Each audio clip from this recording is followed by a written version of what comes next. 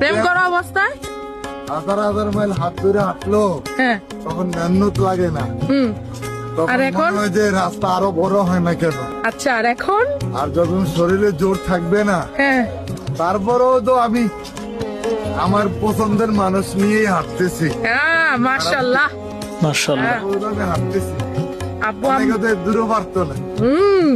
আলহামদুলিল্লাহ, আলহামদুলিল্লাহ অনেক মাশাআল্লাহ। সুন্দর জায়গাটা, অনেক সুন্দর। আব্বু মুখে নিয়ে ধানমন্ডি লেকের পার আসছি আর কি।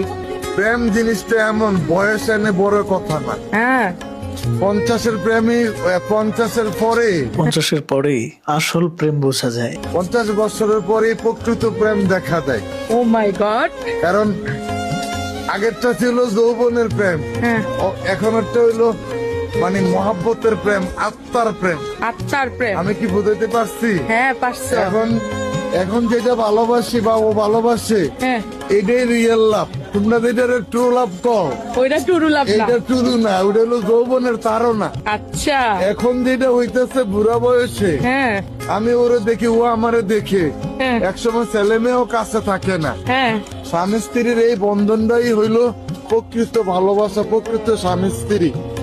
একটা নাটকে বলছিল স্বামী স্ত্রীর আলাদা করা যায় শুধু মৃত্যু দ্বারা, হ্যাঁ আর না হয় আর আলাদা করার সুযোগ নাই।